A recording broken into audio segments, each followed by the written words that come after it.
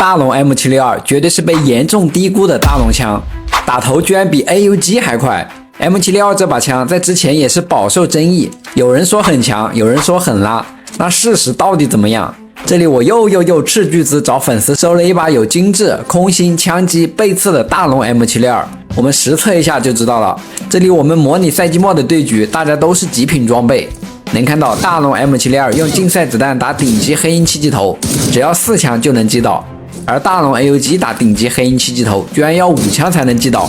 难怪赛季末的敌人头这么铁。打防御拉满的7机甲，大龙 M762虽然只有精致弹头生效，依然伤害很高，只要9枪就能击倒，而大龙 AUG 同样的配置下依然多1枪，要10枪击倒。